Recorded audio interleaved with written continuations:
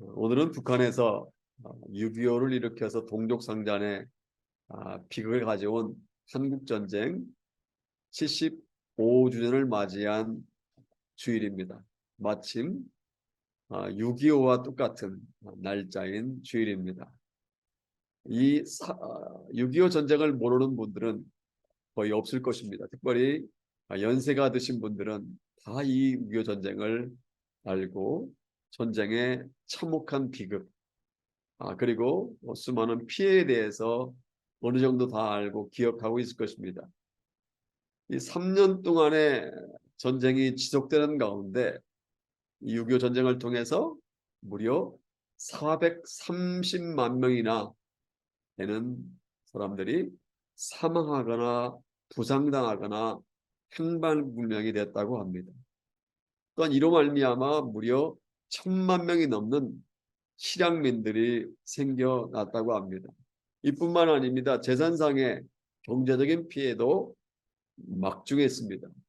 전 국토의 무려 4분의 3이 초토화되었고 그 전쟁으로 말미암아 공업 생산이 전쟁 전에 보다 64% 이하로 줄어들었다고 합니다.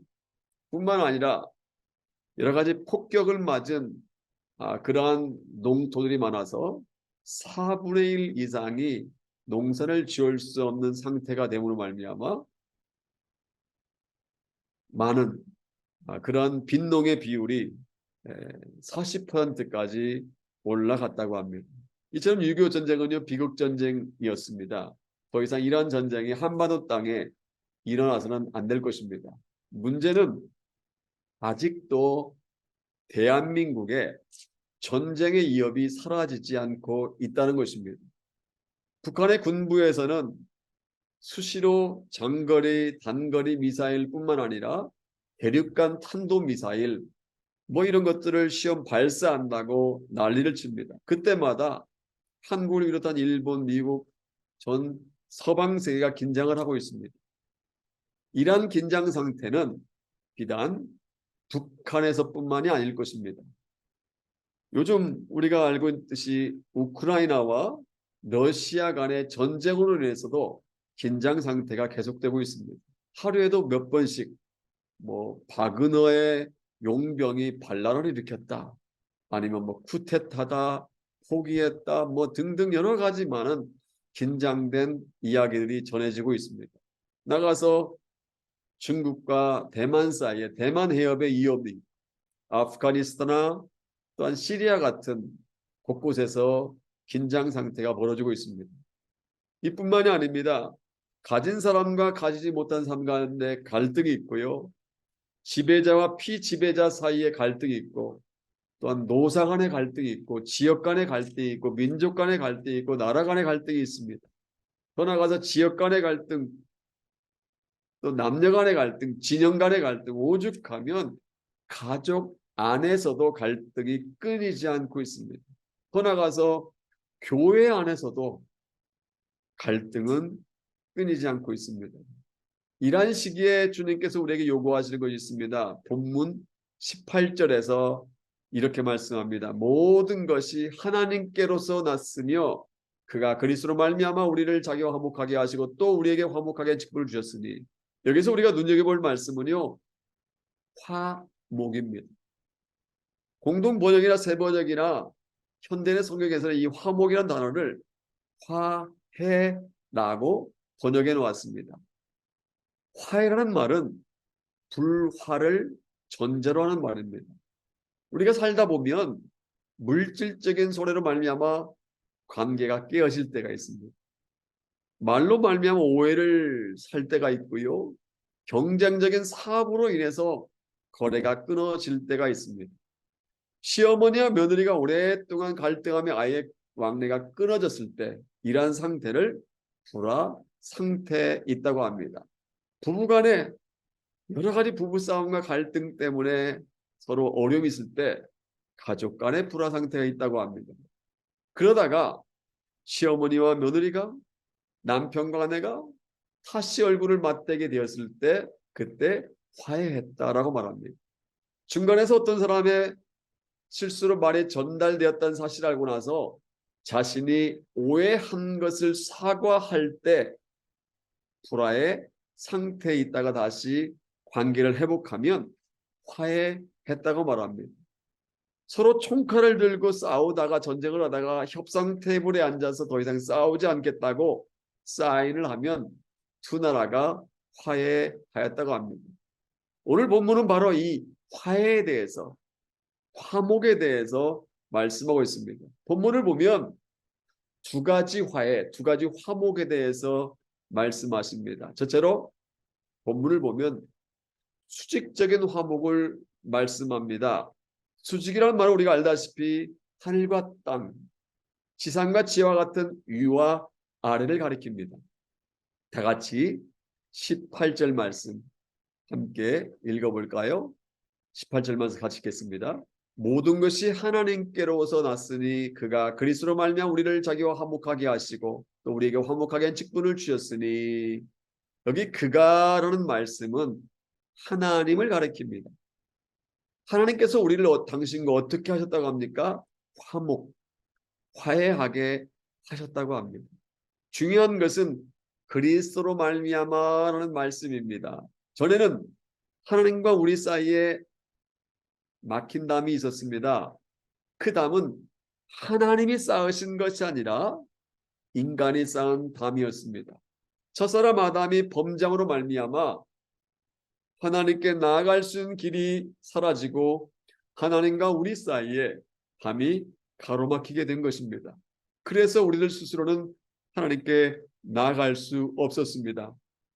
그런데 하나님의 아들이신 예수 그리스도께 친히 화목제물, 다시 말하면 화해의 제물이 되어서 십자가에 피 흘려 죽으심으로 말미암아 우리들의 죄가 용서받을 수 있게 되었고 우리와 하나님 사이에 가로막혀 있던 담이 허물어진 것입니다.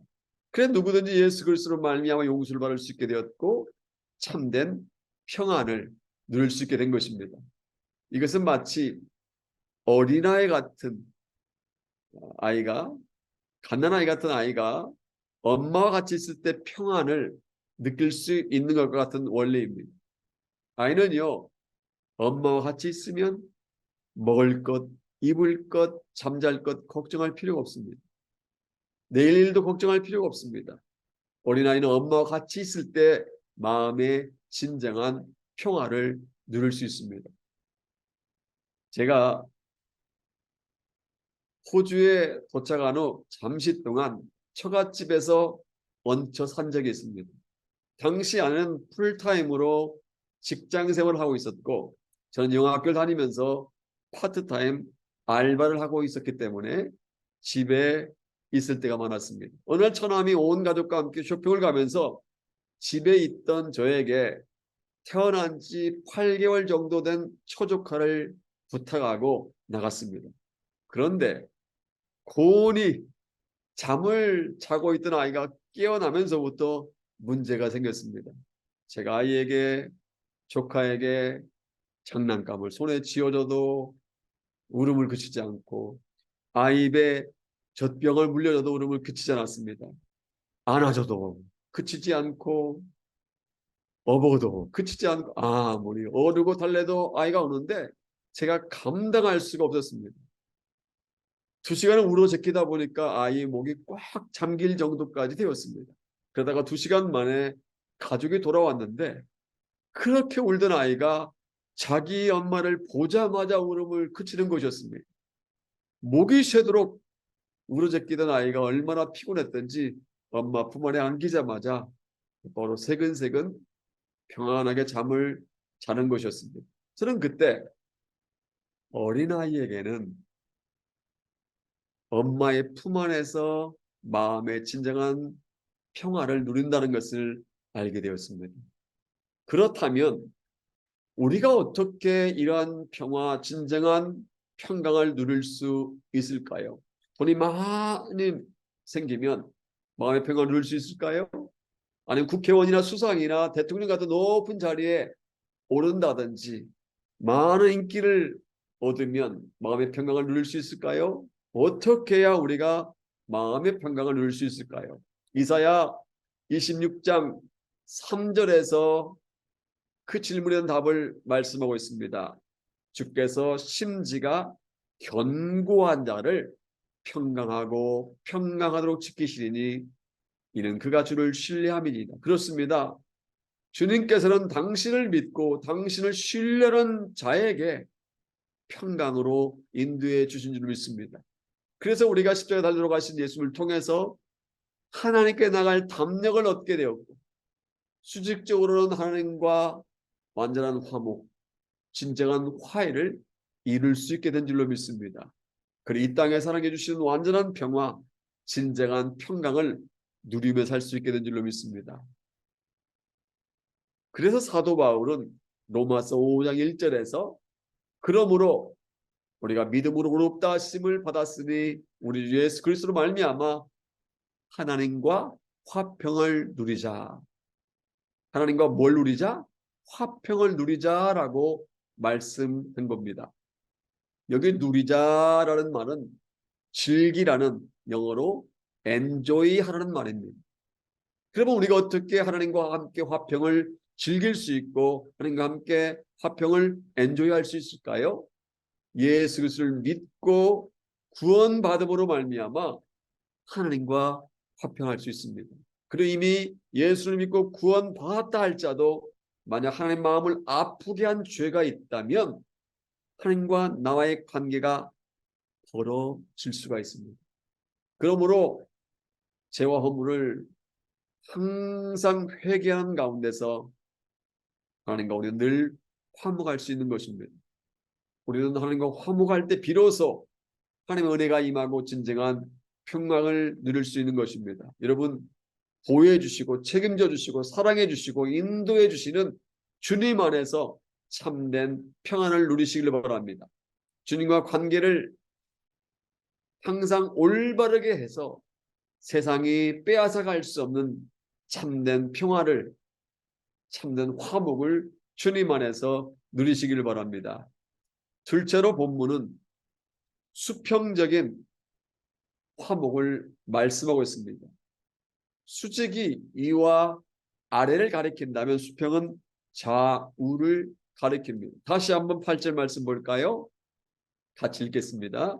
모든 것이 하나님께로서 났으며 그가 그리스도로 말미암아 우리를 자기와 화목하게 하시고 또 우리에게 화목하게 한 직분을 주셨으니 하나님께서 우리에게 무슨 직분을 주셨다고 합니까? 화목하게 하는 직분, 화해하게 하는 직분을 주셨다고 합니다. 이것은 수평적인 화해, 화목 이것을 의미합니다. 구약시대 때 대제사장은 1년에 한 번 7월 10일 날 속죄일이 되면 지성소에 들어가 하나님께 제물을 드림으로 죄인들을 하나님과 화목하게 했습니다. 화평케 했습니다. 하지만 신약에 와서는 대제사장이 필요 없습니다. 큰 대제사장이 되시는 예수 그리스도를 통해서 하나님과 화목하게 된 성도들이 이 화목하게 하는 직분을 받았기 때문입니다. 그런데 우리 주위에 보면 다른 사람들을 화목하게 하고 화해시키기보다는 자기만 할 생각하는 이기주의자 신자들이 많습니다. 에고이스트 크리스찬들이 많이 있습니다. 언어 심리학자들의 연구 결과를 보면 나 중심에서 너 중심으로 발전하고 우리 의식으로 발전할수록 바람직한 성장이라고 합니다. 다시 말하면 나이가 어리고 철이 덜 들수록 나만 말하고 나 중심의 생각을 하고 나 중심의 삶을 살아간다는 것입니다. 철이 들고 나이가 들고 철이 들면 성숙되어질수록 나보다 더 나가서 우리라는 우리 필링, 우리 의식이 많아진다고 합니다. 1940년대 미국의 언어학자가 1940년대 당시 권력자들의 연설문을 분석해 보았다고 합니다. 그 결과 나치 독일의 히틀러는 쉬운 3마디 중에 한 단어꼴로 1인칭 단어를 사용했다고 합니다. 반면에 이태리의 무솔리니는 83단어 중에 한 단어로, 미국의 루스벨트 대통령은 100단어 중에 한 단어 정도가, 그리고 영국의 챔벌린 수상은 294마디 중에 한 단어가 1인칭 단어, 다시 말하면 I, my, me, mine이라는 단어를 사용했다고 합니다. 그러니까 독재자일수록 또 무력으로 힘으로 뭔가를 하려고 하는 사람들은 I라는 말, my라는 말, me라는 말, mine이라는 말, 나, 나의, 나를, 내 것, 이런 단어를 많이 사용한다는 것입니다. 여러분은 어떻습니까? 1인칭 단어를 몇 마디에 한 번씩 사용하고 있다고 생각하십니까? 나중에 기회가 되면 한번 체크해 보시기 바랍니다. 저는 여러분들이 다른 사람에게 대해서는 관심조차 두지 않은 채 자기만 생각하지 않기를 바랍니다. 하나님과 화해하고 화목할 뿐만 아니라 다른 사람들을 화해시키고 화목케 하는 사람 되시기를 주님의 이름으로 축복합니다. 또한 여기에서 우리는 한 가지 중요한 사실을 발견해야 합니다. 성경에서 말하는 화평케 하는 자라는 말은 평화를 사랑하는 더 피스 러버, 평화 애호가들이란 뜻이 아니라 평화를 만들어가는 사람들, 더 피스 메이커라는 뜻입니다. 평화를 사랑하는 사람과 평화를 만들어가는 사람은 비슷한 말 같지만 사실은 차이가 있습니다. 평화를 사랑하는 사람은 세상이 힘들고 어렵고 내 컨디션이 나쁘고 내 생각이 조금 다르다면 얼마든지 피할 수가 있는 것입니다. 말로써 얼마든지 평화를 사랑한다고 화목해 한다고 말할 수 있습니다. 그러나 피스메이커는 어렵고 힘들더라도 고난과 위험이 있다 할지라도 내 컨디션이 좋지 않다 할지라도 포기하지 않고 평화를 만들어 갑니다. 물론 그러다 보면 손해를 볼 수도 있습니다. 화평케 하려다가 오히려 뺨을 맞을 수도 있고요. 다른 사람에게 욕을 당할 수도 있고요. 핍박을 당할 수도 있습니다. 그럼에도 불구하고 우리는 다른 사람들을 화목해야 되고 화해해야 됩니다. 왜 그렇습니까? 첫째로 화평케 하는 것이 하나님의 뜻이기 때문입니다. 에베소서 2장 14절부터 17절을 보면 예수님은 우리의 화평이시다라고 말씀하십니다. 예수님은요, 십자가를 지심으로 인간과 하나님 사이를, 인간과 인간 사이를 화평케 하셨기 때문입니다. 예수께서는요, 말씀으로는 교훈하신 것이 아니라 친히 화평케 하시는 모범을 보여주신 것입니다. 중보자 역할을, 가리놓는 역할을 감당하신 것입니다. 그리고 우리에게도 이러한 화평케 하는 역할을 요구하고 계십니다. 근데 우리 어떻습니까? 우리는 나의 마음에 드는 사람들과는 화평을 참 잘합니다. 무리하면서까지 그 사람이 시키지 않은 일도 하려고 합니다. 나와 가까운 사람이 어떤 잘못을 저질러도 다 이해를 합니다. 그런데 문제는요, 나와 친하지 않은 사람이 조금만 잘못해도, 나와 등을 돌리고 있는 사람이 조금만 실수해도 우리는 그 사람을 용서하지 않습니다. 우리는 화평케 하긴 하지만 모든 사람으로 더불어 화평하지 못하는 경우가 종종 있습니다. 그러나 여러분 기억하십시오. 로마서 12장 18절에서 보면 이렇게 말씀하십니다. 할 수 있거든 너희로서는 모든 사람으로 더불어 화평하라. 어떻게 더불어 화평하라? 모든 사람으로 더불어 화평하라. 히브리서 12장 4절에서 이렇게 말씀하십니다. 모든 사람으로 더불어 화평함과 거룩함을 따르라. 여기 중요한 말씀이 모든 사람으로 이 부분입니다. 그러니까 나와 친한 사람뿐만 아니라 나와 친하지 않은 사람까지도 내 마음에 드는 사람뿐만 아니라 내 마음에 들지 않은 사람까지도 더불어 화평해야 된다. 화목해야 한다는 것입니다.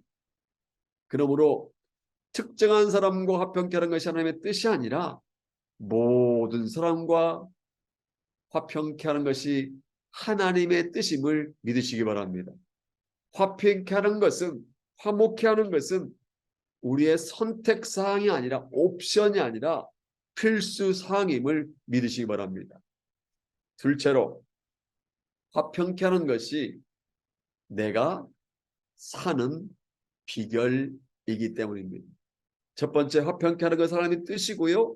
두 번째는 화평케 하는 것이 내가 사는 비결이기 때문입니다.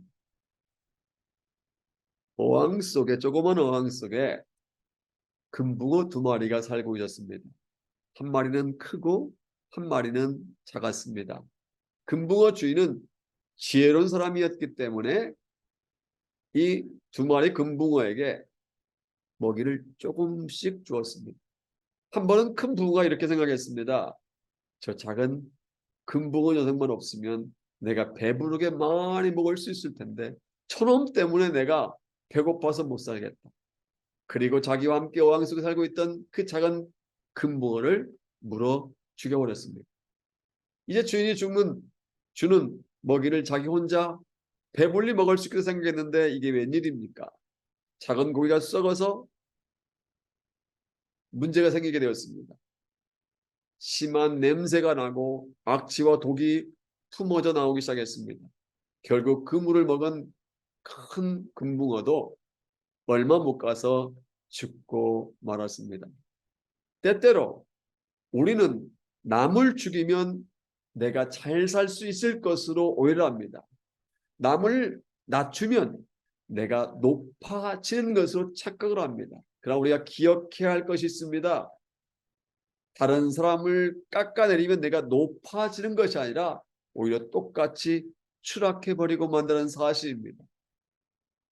예수님께서는요, 형제에게 노하는 자마다 심판을 받게 된다라고 말씀하셨는데, 형제에게 노를 품는 것은 이미 제6계명을 범했기 때문입니다. 따라서 우리가 형제에게 화를 내지 않는 것이 내가 망하지 않고 살 수 있는 비결이라는 것을 알 수 있습니다. 우리는 화를 낼 때가 있습니다. 남에게 무시당했다고 화를 낼 때가 있고요. 나에게 손해를 끼쳤다고 이성을 잃을 때가 있고, 남의 차가 내 앞을 가로막았다고 화를 내며 욕할 때가 있습니다. 그러나 기억하십시오. 화를 짓게 만들고 화는 죄를 짓게 만들고 분은 몸속에 독을 퍼뜨린다는 사실입니다. 화를 내면 상대방이 피해를 보는 것이 아니라 화를 내는 당사자가 피해를 봅니다. 분을 품으면 품을수록 잠도 내가 못 자고 내가 스트레스를 받아서 여러 가지 암병이 발병하게 된다는 것입니다. 일본의 어떤 학자가 실험을 했습니다. 사람을 화를 잔뜩 내게 한 다음에 그 사람의 체내에 있는 액체를 뽑아서 짐승에게 투여했더니 그 짐승이 해를 입고 심하면 죽었다는 것입니다. 어디까지 그 일본 학자의 발표를 믿어야 할지는 모르지만 한 가지 알 수 있는 것이 있습니다. 사람의 분노가, 화가 그만큼 무섭다는 것입니다.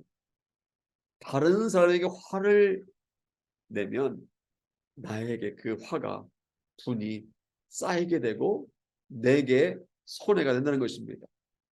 그래서 우리는 다른 사람에게 분노를 내기보다는 화목해 하는 것입니다. 왜냐하면 이것이 결국은 자기 자신을 위한 것이기 때문입니다. 다른 사람에게 화를 내면 다른 사람이 손해보는 것이 아니라 내가 손해보기 때문입니다. 사랑하는 여러분, 형제를 욕하면 결국 내가 손해를 본다는 사실을 기억하시길 바랍니다. 형제와 화목하지 못하면 내가 손해라는 사실을 기억하시기를 바랍니다. 세 번째, 화평케 하는 것이 복받는 비결이기 때문입니다. 주위 사람과 더불어서 화목을 이루는 사람이, 중간에서 화해케 하는 사람이 복 있는 사람입니다. 성경을 보면요, 로마 교회 안에 유대교회 출신들과 이방 출신 교인들 사이에 비본질적인 것들 때문에 갈등하며 서로를 비난했습니다.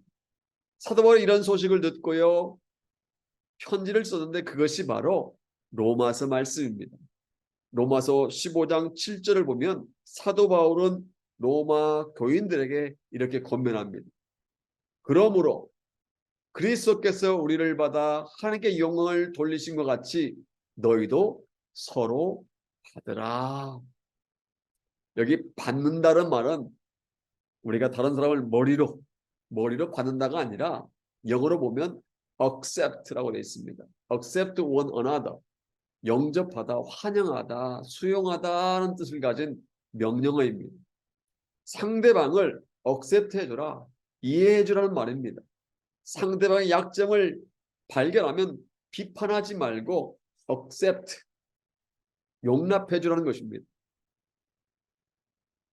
큐티로 유명한 우리들 교회 김양재 여자 목사님의 글에서 읽은 이야기입니다. 깡패 출신 한 목사님이 있었습니다. 그 목사님 말 실수 때문에 교인들이 시험에 들고 자꾸 교회를 떠나서 100명 있던 교인이 3, 40명으로 줄었습니다. 그런데 어느 날 주일학교를 섬기던 집사님 부부가 보이지 않는 것이었습니다. 열심히 섬기던 부부인데 보이지 않으니까 이 목사님은 마음이 침울해져서 또 한 부부가 교회를 떠났구나라고 생각했습니다. 그런데 예배가 끝난 후에 어떤 집사님이 오시더니 목사님, 그 집사님네 부모님이 위독하셔서 시골에 내려갔다고 목사님께 미리 연락을 못해 죄송하다고 했습니다 라고 전해주었습니다. 목사님은 부모님이 위독하셔서 시골에 내려가면서 그 집사한테 전화하면서 왜 나한테 전화도 하지 않았지? 라는 섭섭한 마음이 들었습니다. 그러나 겉으로 표현을 하지 않고 집사님 잘 알겠습니다 하고 돌아서는데 자기도 모르게 깡패 출신이었기 때문에 말 실수를 잘하는 목사님이었기 때문에 자기도 모르게 그놈의 집사 다리 몽둥이나 확 부러져 버려라 하고 혼자서 중얼거렸습니다. 그런데 아차 하고 뒤를 돌아보니 말을 전해준 그 집사님이 아직도 그 자리에 있어서 눈이 딱 마주치고 말았습니다. 변명의 여지도 없고 집으로 돌아온 목사님 후회로 밤을 꼬박 세웠습니다. 그리고 다음 날이 되었는데 시골에 내려갔던 그 집사님 부부가 케이크를 들고 갑자기 목사님을 찾아왔습니다. 목사님은 속으로 드디어 교회를 떠난다고 인사로 왔구나, 올 것이 왔구나라고 생각하고 있는데 그 집사 부부가 이렇게 말하더랍니다. 목사님, 너무 죄송합니다. 설교 준비하시는데 방해가 될까봐 직접 연락을 안 드리고 갔는데 저희가 보이지 않아 목사님이 너무 서운해 하셨다고 들었습니다.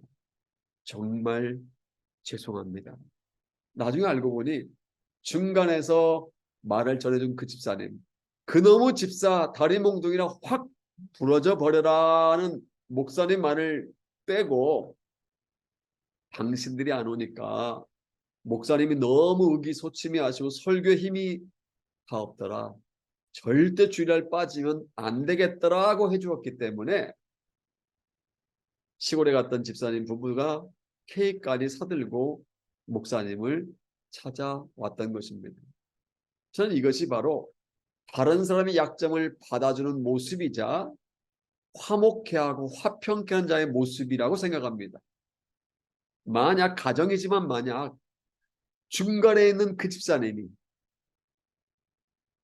그놈의 집사 다리 몽둥이나 확 부러져 버려라 라고 했던 목사님의 중얼거린 말을 있는 그대로 전해 주었다면 틀림없이 시골에 다녀온 집사님 부부는 크게 시험에 들었을 것입니다.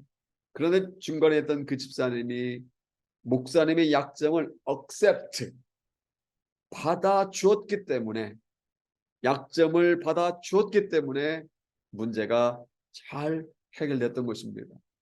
그런 차원에서 본다면 여기서 누가 강한 사람에게 여겨집니까? 그놈의 집사 다리 몽둥이나 확 부러져 버리라 라고 중얼거린 목사입니까?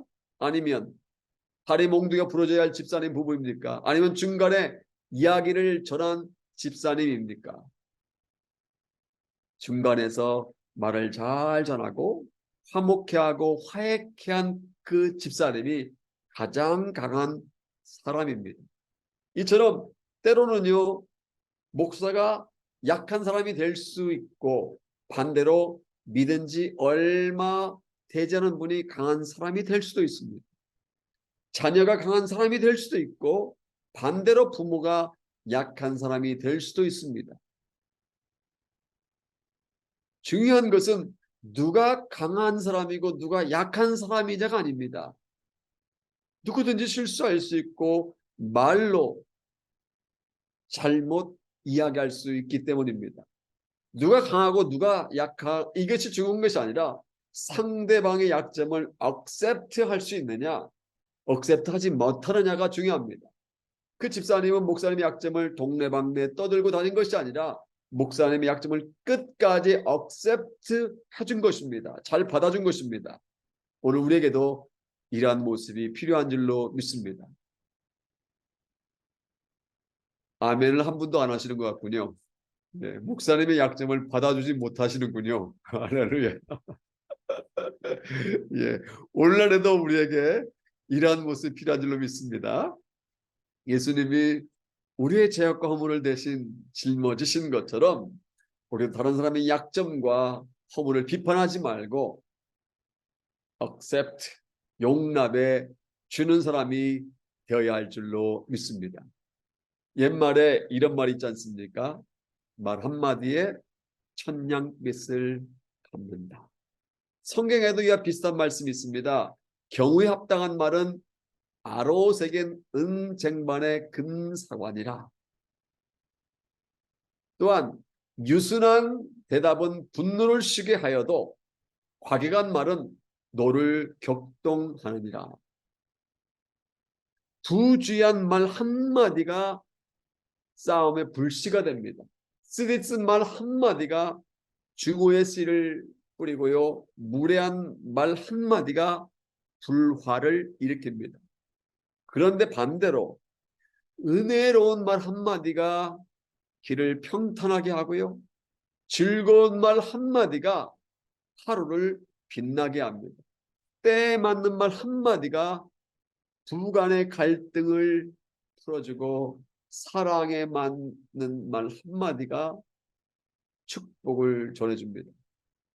따라서 주위 사람과 더불어 화평케 하는 말을 하는 사람, 화목을 이룬 말을 하는 사람이 복 있는 사람이라고 정의할 수 있습니다. 시편 133편 1절과 3절에서 말씀하고 있는 것처럼 하나님께서는요, 다른 형제와 연합한 사람을 아름답다고 선하다고 인정하고 계십니다. 그리고 하나님께서는 화목케 하는 사람에게 복이 있다고 하십니다. 예수님께서는요, 이 세상에 평화를 이루기 위해서 오셨습니다. 예수님 일부러 사마리아로 가시기도 하고 이방인 여자에게 풍요를 베푸시기도 했습니다. 로마 군인들에게 자비를 베푸시기도 했고 세리와 창녀들과 함께 음식을 잡수시기도 했습니다. 예수님은 평화의 왕으로 이 세상에 오셨습니다. 그리고 그것을 제자들에게 가르치셨습니다. 마태복음 5장 9절에 보면 이렇게 말씀하십니다. 화평케 하는 자는 복이 있나니. 누가 복이 있다고요? 화평케 하는 자가 복이 있다고 말합니다. 돈 많이 번 자가 복이 있는 것이 아니라, 높은 관직에 오른 사람이 복이 있는 것이 아니라, 인기를 많이 얻은 사람이 복이 있는 것이 아니라 화평케 하는 자가 복이 있다고 분명히 주님 말씀했습니다.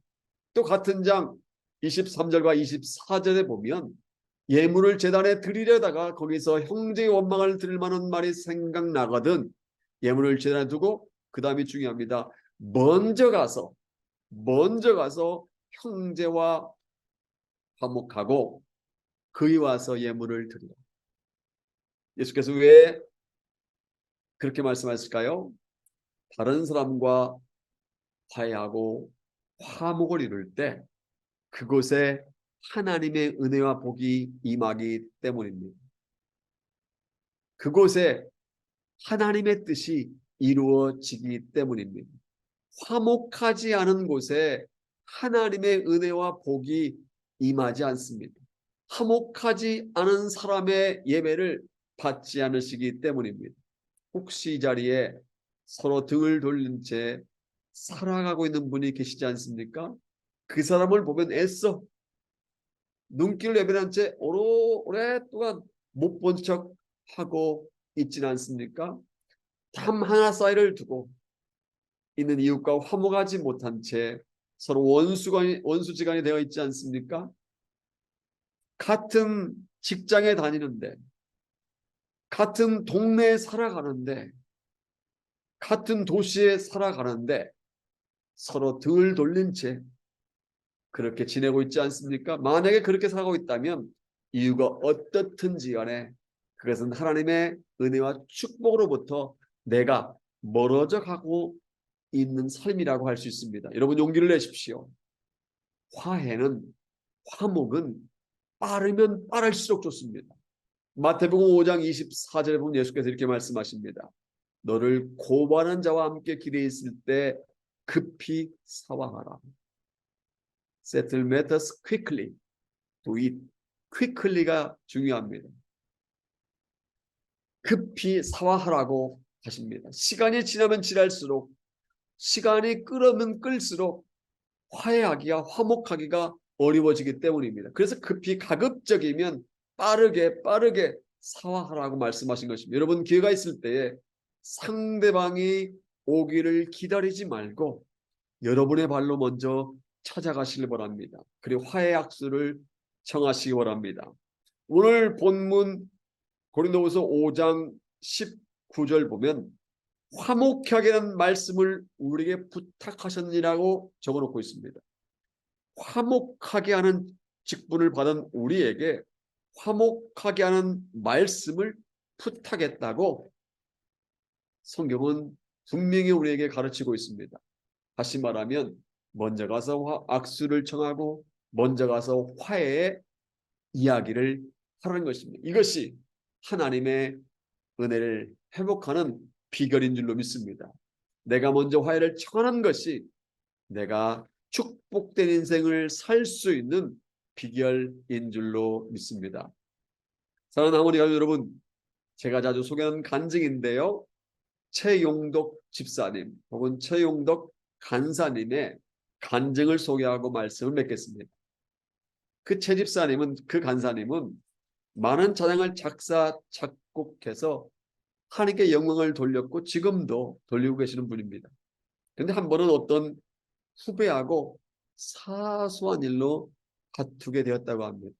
너무나 마음이 아팠다고 합니다. 집에 들어와서 내가 먼저 사과를 해야 하지 마음을 먹었지만 그 자존심 때문에, 알량한 자존심 때문에 결국 후배를 찾아가지 못하고 있었습니다. 내가 선배인데, 내가 저를 전도했는데, 내가 저보다 더 나은데 하면서 시간을 보내고 있는데 밖에서